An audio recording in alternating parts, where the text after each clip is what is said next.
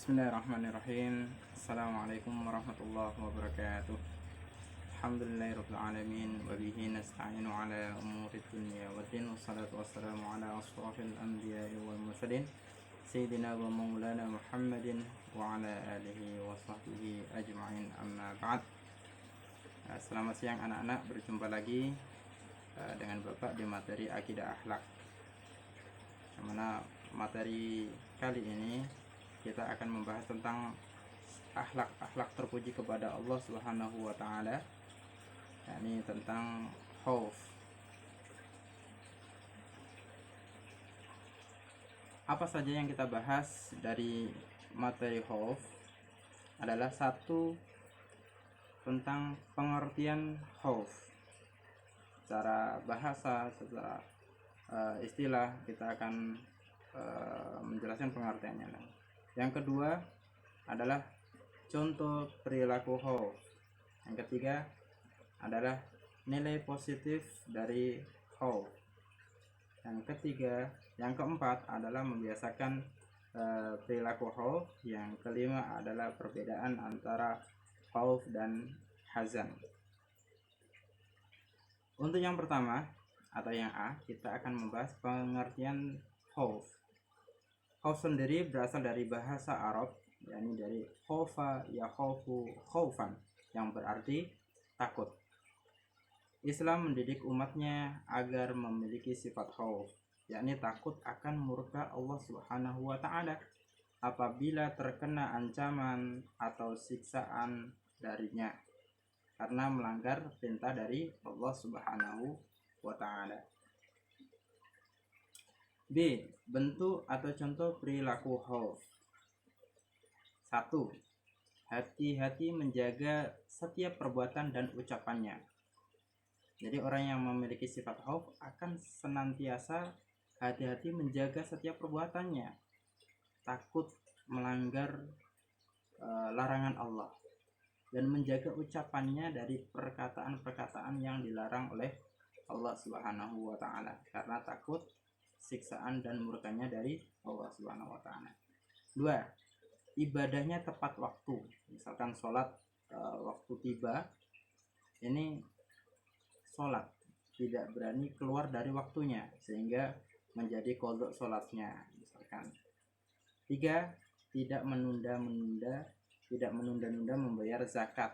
Ya, jika udah waktunya zakat, dia akan segera membayar zakat. Misalkan udah mencapai 1 nisab, dia akan segera membayar zakat. Selanjutnya merupakan bentuk atau contoh dari perilaku khauf di sekolahan atau di kelas. Rizky melihat uang 5.000 di dekat pintu masuk kelasnya. Dia ingin mengambil uang tersebut untuk dibuat jajan atau dibelanjakan. Akan tetapi dia takut karena merasa bahwa uang tersebut itu bukan miliknya. Kemudian dia mengambil uang itu dan segera lapor kepada gurunya, karena Rizky ini mempunyai sifat khauf. C.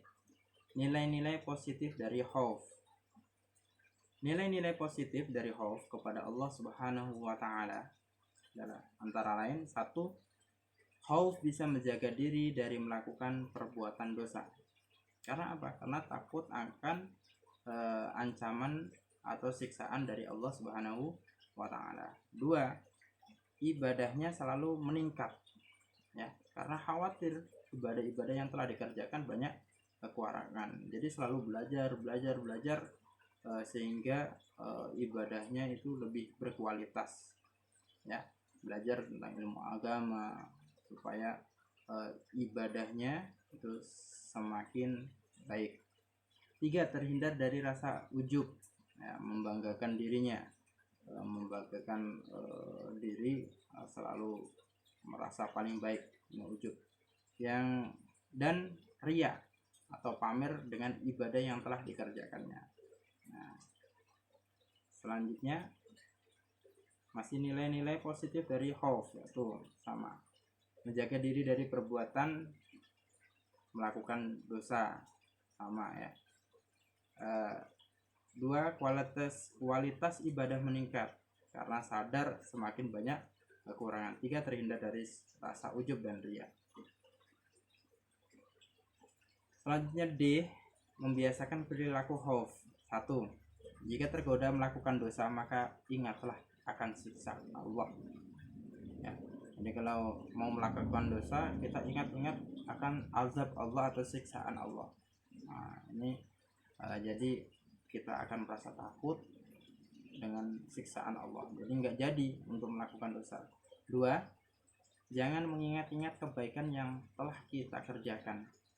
Akan tetapi ingatlah akan dosa-dosa yang pernah kita lakukan. Jadi kalau kita merasa ingat terus dosanya banyak, ya akan merasa takut gitu. Ya, kalau tidak merasa mempunyai dosa, ya apapun maksiatnya dilakukan pastinya. 3, waspada terhadap godaan-godaan atau maksiat. Misalkan diajak temannya mencuri atau mengambil uang temannya atau melakukan maksiat yang lainnya. Nah, ini kalau kita mempunyai rasa khauf, sifat khauf, maka kita perlu waspadai teman-teman yang seperti itu. 4, berusaha agar kualitas ibadah kita meningkat. Caranya dengan terus-menerus belajar dan menuntut ilmu agama. Adapun firman Allah Ta'ala Subhanahu wa Ta'ala yang menjelaskan tentang waliullah, yaitu la khaufun alaihim wala hum yahzanun, yang artinya tidak ada kekhawatiran atau ketakutan atas mereka dan tidaklah pula mereka bersedih hati. Ya, ini tidak takut.